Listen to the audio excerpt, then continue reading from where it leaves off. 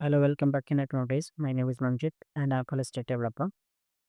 So today we are going to start binding, means data binding in Angular 70. So firstly we create, and you can say we start attribute binding first. Okay. And first we know attribute binding and difference between attribute binding and property binding. Okay. So firstly we are starting attribute binding and property binding. So firstly, uh, both of them we know what is the attribute binding and what is the property binding. So firstly, we understand the property binding. What is property binding? So property binding is a first binding, like कि देखिए property binding में होता है कि आप property और attribute को change या अपडेट करने के लिए हम प्रॉपर्टी बाइंडिंग का यूज करते हैं। ठीक है। जैसे कि हम क्या होता है ना कि जैसे हम कोई फॉर्म लेते हैं तो फॉर्म का इनपुट टाइप क्या होता है, टेक्स्ट होता है। तो उस टेक्स्ट को उस टेक्स्ट जो टाइप हो गया ना, जो टाइप हो गया वो हमारा प्रॉपर्टी है। एचटीएमएल का एक प्रॉपर्टी होता है जिसको हम डॉम के साथ उसको हम प्रॉपर्टी या एट्रीब्यूट के साथ चेंज कर सकते हैं या फिर उसको अपडेट कर सकते हैं, लाइक कि टाइप को टेक्स्ट रखें हम, तो टाइप को हमें ईमेल रख देंगे या फिर टाइप को हम ब्लैंक रख देंगे। फिर वैसे ही इसे हम एट्रीब्यूट और प्रॉपर्टी को बोलते हैं चेंज करना और अपडेट करना। देखिए, और जो प्रॉपर्टी बाइंडिंग होता है ये हमें रियल वैल्यू देता है। ओके। तो प्रॉपर्टी बाइंडिंग रियल वैल्यू देता है, बट एट्रीब्यूट बाइंडिंग जो होता है वो हमें इनिशियलाइज वैल्यू देता है, मतलब कि वर्चुअल। ओके। सो हम ये जानेंगे कि प्रॉपर्टी बाइंडिंग और क्या होता है। और प्रॉपर्टी बाइंडिंग को हम हमेशा क्या करते हैं कि प्रॉपर्टी बाइंडिंग को हम हमेशा करते हैं कि स्क्वायर ब्रैकेट के साथ यूज़ करते हैं। ओके। प्रॉपर्टी बाइंडिंग को स्क्वायर ब्रैकेट के साथ हम लोग यूज़ करते हैं। ओके। एंड प्रॉपर्टी बाइंडिंग में क्या होता है कि प्रॉपर्टी बाइंडिंग और एट्रीब्यूट बोथ आर देम, दोनों में हम क्या करता हूँ कि कंपोनेंट टू व्यू हम लोग इसे प्रीफॉर्म कराते हैं। लाइक कि जब हम कंपोनेंट में चेंज करेंगे तो हमारे एचटीएमएल पेज पे, एचटीएमएल हमारा व्यू पेज होता है, जिससे क्या होगा कि हम व्यू कर सकते हैं कंपोनेंट में चेंज करके, और व्यू पे हम जाके देख सकते हैं। इसका यही डेटा फ्लो होता है। ठीक है। और देखिए, और हम इसमें भी देख लेते हैं कि प्रॉपर्टी बाइंडिंग के साथ-साथ अगर कोई बोल दे कि प्रॉपर्टी बाइंडिंग के साथ अगर हम इंटरपोलेशन बाइंडिंग क्यों नहीं करते हैं, तो डायरेक्टली सा बात है। देखिए, both of same but different थोड़ा-सा है इसमें। क्या है कि देखिए प्रॉपर्टी बाइंडिंग में होता है ना कि हम प्रॉपर्टी बाइंडिंग में बूलियन वैल्यू का यूज़ करते हैं, लाइक प्रॉपर्टी बाइंडिंग में ट्रू, फॉल्स के साथ-साथ हम अपने डेटा को चेंज और अपडेट कर सकते हैं। ओके। बट इंटरपोलेशन क्या होता है कि इंटरपोलेशन में हम केवल स्ट्रिंग वैल्यू और न्यूमेरिक वैल्यू को ही प्रीफॉर्म कराते हैं। ठीक है गाइस। सो हमें ये दोनों में डिफरेंस यही होता है कि जैसे कि हम कोई प्रॉपर्टी है जिसको डिसेबल कर दिए और जैसे disable equal to true and disable equal to, तो एक क्या होगा कि प्रॉपर्टी बाइंडिंग में जो डिसेबल होगा, मतलब कि प्रॉपर्टी बाइंडिंग में जो डिसेबल होगा वो डिसेबल ट्रू होगा या फॉल्स होगा तो वो वर्क कर जाएगा। बट इंटरपोलेशन में ट्रू फॉल्स वाला मैटर नहीं होता है, बूलियन वैल्यू नहीं लेता है। यही डिफरेंस होता है। और दोनों को परफॉर्म कराने के लिए इस दोनों का जो साइन होता है, चिन्ह होता है, ये अलग अलग होता है। इंटरपोलेशन में हम इंटर देखिए ये होता है, ये जो साइन होता है ये होता है हमें प्रॉपर्टी बाइंडिंग के लिए। ठीक है। एंड जो ये साइन होता है, ये वाला, ये होता है हमें इंटरपोलेशन के लिए। ठीक। तो आप लोग को ये समझ में आ गया होगा। तो अभी हम करेंगे एट्रीब्यूट वाले। प्रॉपर्टी और इंटरपोलेशन आपको समझ में आ गया। अब हम करते हैं एट्रीब्यूट क्या होता है। तो देखिए एट्रीब्यूट यानी कि जब हम किसी जैसे कि जब हम किसी एट्रीब्यूट का, ओके, जैसे कि हमारे पास बहुत सारा एट्रीब्यूट एचटीएमएल का एट्रीब्यूट है, जैसे कि टेबल के साथ बहुत सारा एट्रीब्यूट आते हैं। फॉर्म इनपुट के साथ बहुत सारे एट्रीब्यूट आते हैं।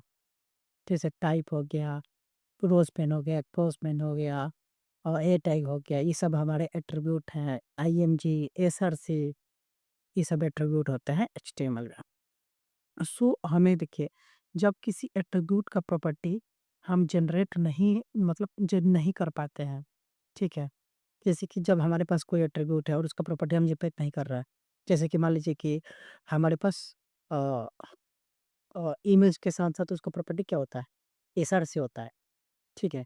तो जैसे हम यहाँ पे डालते हैं कि आईएमजी, ठीक है? इसका प्रॉपर्टी हो गया एसआरसी और अल्ट, इसका ये प्रॉपर्टी हो गया, ठीक है?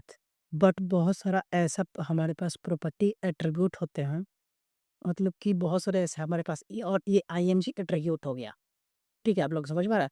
ये आईएनजी जो है कि एट्रिब्यूट है, ओके? और इसका एट्रिब्यूट का प्रॉपर्टी है एसआरसी और अल्ट। तो क्या होता है कि हम जब किसी भी एट्रिब्यूट का प्रॉपर्टी हमने जनरेट नहीं कर पाते हैं, तो हम उसके साथ एट्रिब्यूट बाइंडिंग का यूज़ करते हैं और एट्रिब्यूट बाइंडिंग परफॉर्म कराते हैं इन डेटा बाइंडिंग में, ठीक है? सो आप लोग को ये पता है कि ये इनिशियलाइज़ वैल्यू को गिव करता है। और देखिए इसका एग्ज़ाम्पल क्या ले सकते हैं? तो इसका एग्ज़ाम्पल जैसे कि हो गया हमारे पास क्लोज़पेन और रोज़पेन। तो क्लोज़पेन और रोज़पेन के पास हमारे पास कोई एट्रिब्यूट ही नहीं है।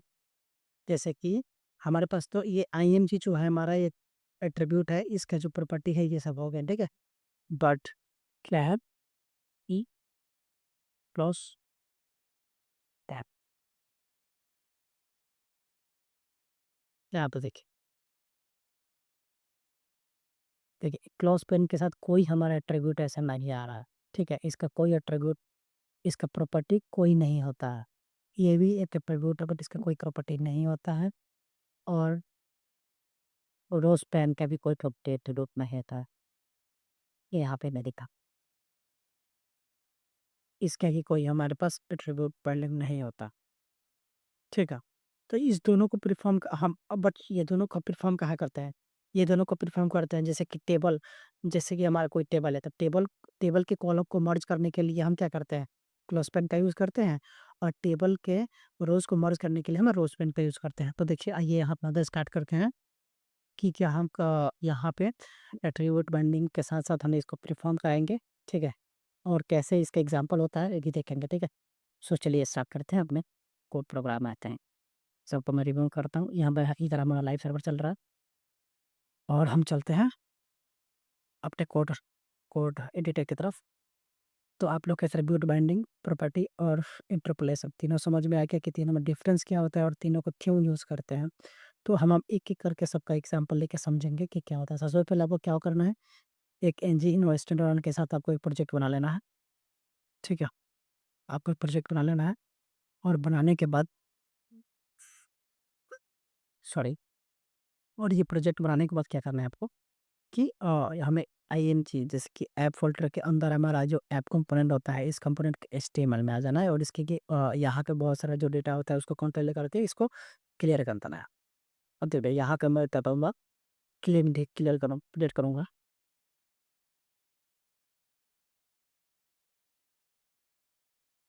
ठीक है? इस टिप के साथ हम क्या करेंगे कि कुछ जैसे कि मान लीजिए टेक्स्ट अरेंजमेंट सेंटर कर देंगे, जो भी हम डेटा इसमें लिखेंगे और यहाँ पे हम H1 पढ़ेंगे, हेडिंग एक दे देंगे, वेलकम टू अ, एलटीओ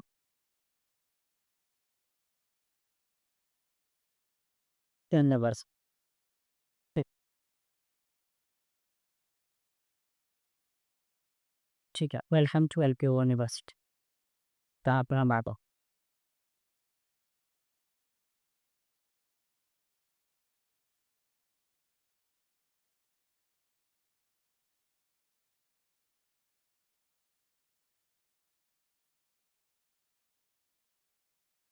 ठीक है? और यहाँ पे अब हम क्या करेंगे कि एक टेबल बनाते हैं, ठीक? और एक टेबल बनाएँगे एंड टेबल को हम दे देंगे थोड़ा-सा एक बॉर्डर, 1 का बॉर्डर देंगे और थोड़ा इसको मैं बड़ा कर लेता हूँ, तो दिखने में आसान होगा, अच्छा लगेगा। ठीक है, टेबल का बॉर्डर 1 कर लेंगे। अब हमें इस यहाँ पे करेंगे टेबल रोज़, ठीक है? और इसमें टेबल डेटा करेंगे इसमें HMPLOIE। हुँ,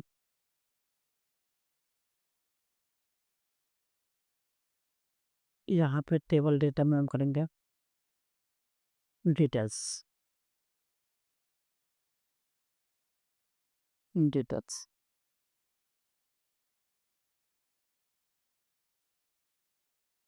ठीक है। अब यहाँ पे हम पहले दिखाएँगे कि नीड क्या होता है हमें क्लोज़ पेन और रोज़ पेन करने का हमारे टेबल में। तो सबसे पहले हम नीड देखेंगे कि इसका नीड होता क्या है, ठीक है? तो यहाँ पे फिर एक मैं टियर लूँगा, टेबल ड्रॉज़, ठीक है? इसके अंदर टीडी, रेफरिजरेटर्स, फिर फर्स्ट नेम पड़ गया और फिर यहाँ पे मैं दूँगा लास्ट, ठीक।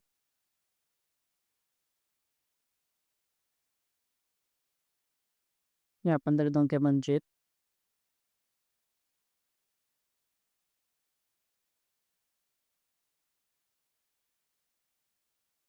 फिर यहाँ पे टिक लेंगे,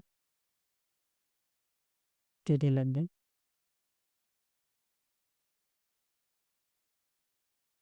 यहाँ पे फिर लेंगे और यहाँ पे लेंगे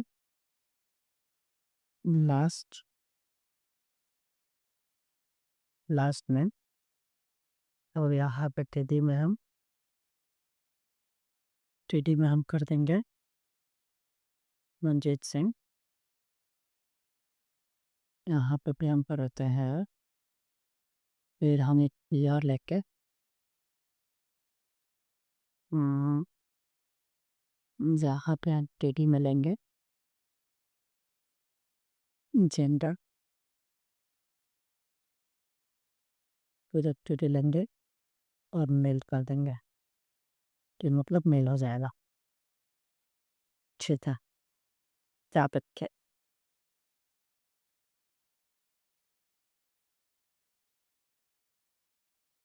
और यहाँ पे टीएफ, टीआर और टीएफ, ठीक है? ठीक।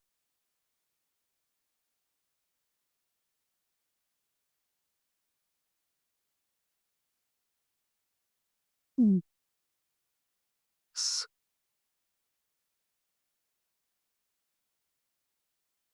देखिए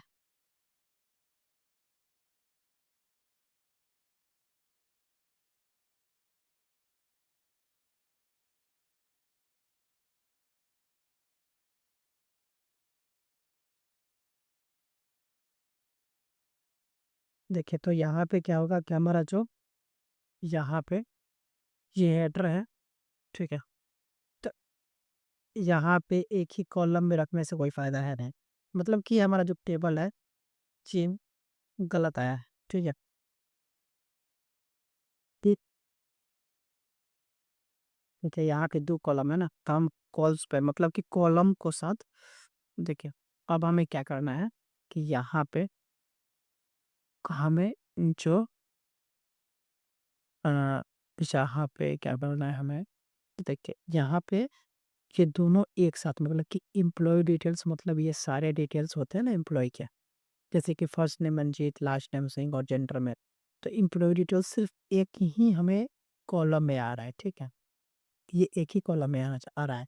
तो हम ये दोनों को कॉलम के एक साथ मर्ज करने के लिए मतलब कि ये जो हमारा एम्प्लॉयी डिटेल्स है, ये तो डिटेल्स मतलब कि पूरा है। ये एम्प्लॉयी का डिटेल्स ये पूरा डिटेल्स है, ठीक है? और ये जो एम्प्लॉयी डिटेल्स ये पूरा हेडर मैनेज है मतलब कि दोनों में मतलब दोनों को फिल करें यहाँ पे दोनों कॉलम को फिल करें और दोनों में एक साथ दिखाई दे बाकी इसका जो अलग-अलग इसमें 2 कॉलम बने। तो इसको हमें करने के लिए क्या करना होगा कि यहाँ पे जो एम्प्लॉयी डिटेल्स है, यहाँ पे क्या करना होगा कि टीटी में कॉल स्पेन करेंगे, ठीक है? और कॉल स्पेन में हमें क्या करना होगा 2 गो कॉलम को एक में ऐड करना है। तो देखिए यहाँ पे क्या हो गया, यहाँ पे वो देखा, ठीक है? 2 कॉलम को एक साथ हम 2 कॉलम को एक साथ हम क्या किए यहाँ पे मर्ज कर दिए। तो ये हमें प्रॉपर्टी बाइंडिंग प्रोवाइड नहीं कराएगी, ठीक है? प्रॉपर्टी बाइंडिंग हमें ये प्रोवाइड नहीं कराएगी कि 2 कॉलम को एक साथ हम ये हमें एट्रिब्यूट बाइंडिंग से ही करना होगा बिकॉज़ ऑफ दैट कि जहाँ पे हम एट्रिब्यूट बाइंडिंग इसका कोई ऐसा प्रॉपर्टी नहीं होता है जिस प्रॉपर्टी का यूज़ करके हम ये दोनों को एक साथ मर्ज कर सकें। ठीक है? तो यहाँ पे हमें ये करना ज़रूरी होगा। ठीक है? हमारे पास 2 कॉलम है तो 2 कॉलम को एक साथ मर्ज किया है। ठीक है? तो यहाँ पे देखिए यहाँ पे जो हमने टू लिखा है ये स्टैटिक होता है। ठीक है? ये स्टैटिक है। ये हमें डायनामिकल नहीं हुआ। ठीक है? ये हमें डायनामिक करना है। ऐसे हमें डायनामिक करना है तो हमें डायनामिकल करके हमें बाइंडिंग का यूज़ करना होगा। ठीक है? तो क्या करना पड़ेगा कि हम चलेंगे इसके मतलब कि हम क्या बोल रहे हैं कि टीएस में हम चेंज करेंगे और हमें व्यू डेटा पे दिखाई देगा। मतलब कि टीएस में डायनामिकली हमें चेंज करना होगा। जैसे कि हम स्टैटिक यहाँ से क्लोज पेन यूज़ करके हमने यहाँ पे टू कर दिया। बट ये हमें ये ऐसे नहीं परफॉर्म कराना है। हमें परफॉर्म करना है डायनामिकली मतलब कि टीएस फाइल में चेंज करके तब। तो हम चलते हैं टीएस फाइल में। क्या हम यहाँ पे पता है ना कि टीएस फाइल में चेंज करेंगे और डेटा को व्यू करेंगे हम एचटीएमएल के साथ। तो तो हम चलेंगे टीएस फाइल में, add component dot TS file में और यहाँ पे हम आएंगे कॉल इक्वल टू 2। ठीक।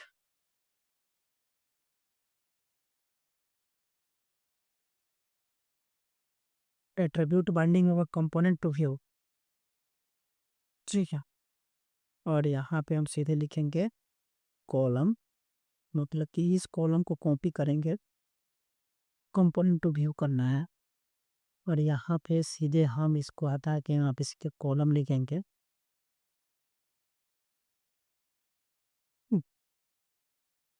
लेकिन यहाँ पे टू नहीं मिला। ठीक है? क्या हुआ कि ये क्यों नहीं मिला? क्योंकि ये जो कॉलम है ये हमारा कोई प्रॉपर्टी नहीं हुआ। ठीक है? तो इसके लिए हमें क्या करना होगा? इसके लिए हमें यहाँ पे देखिए यहाँ पे स्क्वायर ब्रैकेट अगर हम करके देखते हैं तो देखिए यहाँ से हो जाए कि नहीं। देखिए जहाँ पे क्या होगा कि इस यहाँ पे A double T R got call scale किए। देखिए हम इसको बताएंगे कि ये एट्रीब्यूट है। ठीक है? गाँव को मैंने बताया यहाँ पे कि देखिए ये एट्रीब्यूट है, इसको आप ऐड कर लीजिए। ठीक है? तो देखिए यहाँ पे ये ऐड होगा। देख रहे हैं? ऐसे ही होता है। मतलब कि क्या होता है इसके मतलब कि देखिए जब हम यहाँ पे क्या किए हैं, एक बार आपको दिखाता हूँ। देखिए यहाँ पे जब हमने कॉलम किया और यहाँ पे टीएस फाइल में जब हम यहाँ पे कॉलम 2 किए हैं और कॉलम को यहाँ से कॉपी करके और हमारे एचटीएमएल में जाके यहाँ पे कॉलम किए हैं तो ये हमारा कॉलम जो है ये नहीं मर्ज हुआ है। ठीक है? तो इसके लिए हम क्या करना होगा कि इसके लिए हमें क्या करना होगा कि यहाँ पे हमको इसको बताना पड़ेगा कि देखिए ये जो कोई प्रॉपर्टी ऐसा नहीं होता है जो कॉल होता है मतलब कि कॉल होता है। कॉल कोई प्रॉपर्टी डोम का नहीं होता है। तो इसके डोम के प्रॉपर्टी को हमें ये बताना होगा यहाँ पे कि ए डबल टी आर मतलब कि एट्रीब्यूट है। ठीक है? और इसको हम यहाँ से एट्रीब्यूट के साथ इस पर मर्ज करता देखिए यहाँ पे ये मर्ज हो। ठीक है? तो हमें यही यही होता है एट्रीब्यूट बाइंडिंग। ठीक है? तो देखिए यहाँ पे ये बाइंड हो गया। ये सिंटेक्स होता है एट्रीब्यूट बाइंडिंग का। ठीक है? तो जब भी हम ऐसे एट्रीब्यूट बाइंडिंग करते हैं। ठीक है? तो देखिए आपको ध्यान रखना चाहिए कि हमें प्रॉपर्टी बाइंडिंग ही ज़्यादा करना होता है।